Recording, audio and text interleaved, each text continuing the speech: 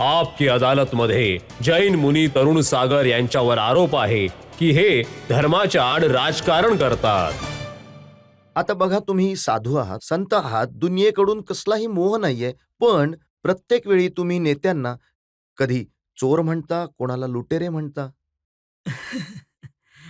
अ, चोर म्हणतो, लुटेरे म्हणतो, असं मी स्पष्टपणे तर बोलत नाहीये. पण मला जे मनापासून वाटतं, की ज्यांनी छोट्या-छोट्या चोऱ्या केल्या आहेत, ते जेलमध्ये बंद आहेत आणि ज्यांनी मोठमोठ्या चोऱ्या केल्या, ते लोकसभा आणि विधानसभेमध्ये बसलेले आहेत. आता बघा, हे मी माझ्या मर्जीने नाही, माझं काही राजकारणाशी घेणं-देणं नाहीये. देणं घेणं नाहीये. हे फोटोज बघा. हां, बोला हे ना. चीफ मिनिस्टर, किती फोटो आहेत. हा मध्य प्रदेशच्या मुख्यमंत्र्यांबरोबर, हा रमण सिंग बरोबर, हा हरियाणाच्या मुख्यमंत्र्यांबरोबर, प्रत्येक नाही, चीफ नाही. मिनिस्टर बरोबर, मोदीजींबरोबर सुद्धा फोटो आहे तुमचा. जो मला बोलवतो तर तिथेच जातो. बाकी बिना आमंत्रण मी कुठेच जात नाही.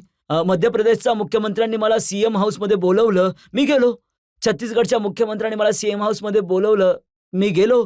आता हरियाणाच्या मुख्यमंत्र्यांनी मला सीएम हाऊसमध्ये बोलवलं, मी गेलो. तर जो बोलवेल तिथे जाणारच ना. आणि जेव्हा एकीकडे तुम्ही जाईल तर म्हणता फोटो की चोर काढले आणि जातात. लुटेरे आहेत, हां. आणि मग जाऊन विधानसभेमध्ये ऍड्रेस करतात चोरांना आणि लुटारूंना.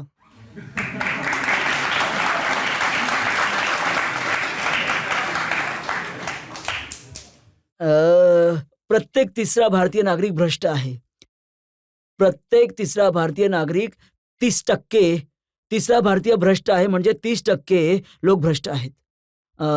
50% 60% लोक भ्रष्टाचाराच्या मार्गावर आहेत.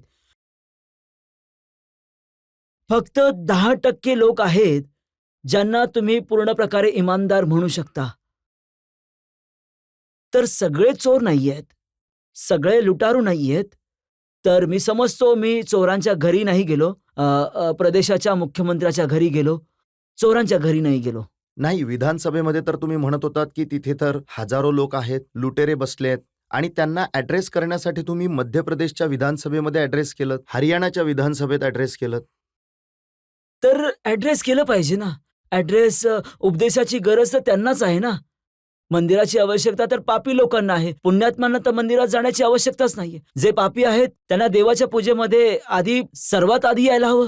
तर त्यांना उपदेशांची गरज आहे. 3 तलाकच्या मुद्द्यावर प्रतिक्रिया दिली तर मुस्लिम समाजाच्या लोकांनी म्हटलं, तुमचा काय हक्क आहे यावर बोलण्याचा? नाही, जे वाटतं की बाबा या महिलांबरोबर अत्याचार होत आहे, अन्याय होत आहे, तर असं नाहीये. व्हॉट्सअपवर तर तलाक होत आहे तिथे. तर बोला, आता यात धर्म कुठे गेला? ही त्यांची परंपरा नाही, आहे. परंपरा कसली परंपरा आहे ही? ही परंपरा आहे. जशी तुमची परंपरा आहे नाही, संथाराची, असं कोणी नाहीये. आपला जीव देईल आमची ती- परंपरा आणि ही परंपरा, तुम्ही तर मग सतीप्रथाला आणि सल्लेखनाला एकच समजाल. हो, का नाही? नाही, जसं एकसारखं नाही. सतीप्रथा बंद झाली तशी संथाराही बंद झाली नाही, पाहिजे. दोघांमधला फरक समजणं गरजेचं आहे ना.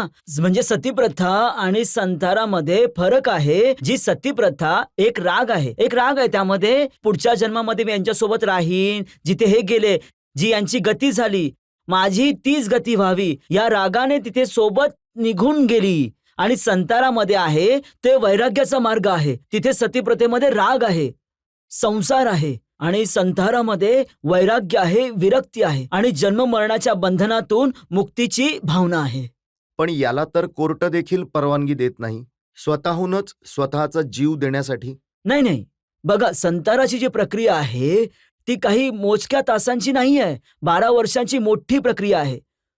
जर मला वाटलं मी तरुण आहे आणि मला वाटलं की मी संतारा घेऊन टाकून याचा धर्म अनुमती नाही देणार. जेव्हा मनुष्य एका वयापर्यंत पोहोचतो आणि त्याला वाटतं की मृत्यू निकट आहे, डोळ्यांनी दिसत नाही, कानांनी ऐकू येत नाही, हातपाय चालत नाहीत, व्रत नियम पाळले जात नाहीत, पोळी पचत नाही, खिचडी पण पचत नाही, रोगांनी घेरलेलं आहे, मरण अवस्था झाली आहे, मोहांनी पण घेरलं आहे, तरीही करतोय माझं तुझं अजून. स्वतःची चिंता नाही, जगाची मात्र चिंता. कुटुंबाचं नाव जपतो, अरहंत का नाम विसरतो, परिवारचं नाम जपतो. तृष्णा आहे वाढलेली, बुद्धी आहे घटलेली, डोळ्यांमध्ये अश्रू आहेत, मुखातून लाळ पडत आहे. पडून मरण सुन्न झाला आहेस तरी हाय हाय करत आहेस. पडून मरण सन्न झाला आहे तरी हाय हाय करतो आहेस. पत्नी देते शिव्या, सुना देतात श्राप, मुलं देखील मारतात, नातवं देखील मारतात, दिवसभर राहतो जागत, रात्रभर राहतो खोकत, दात सगळे तुटलेत, खाऊ शकत नाही काकडी, सगळं अंग थंड पडलंय, कमर झाली वाकडी, यमराजाच्या आदेशाने यमदूताने चोटी पकडली, जाळं स्वतःच विणलं आहे जसा विणतो कोळी, खेळणं बिळणं विसरून गेला लंगडी, 3 गोष्टी लक्षात राहिल्या, 9 मन लाकडी. असं म्हणण्यापेक्षा चांगलं आहे की देवाचं नाव घेत घेत मरावं, दान धर्म करत मरावं, साधनेने मरावं, वैराग्याने मरावं, विरक्तीने मरावं. त्याला संतारा म्हटलं आहे. महावीरांनी म्हटलं आहे, जर तुम्ही जीवनाला समारंभ कसा बनवाल, जर हे शिकायचं आहे तर तुम्ही गीतेच्या जवळ जा.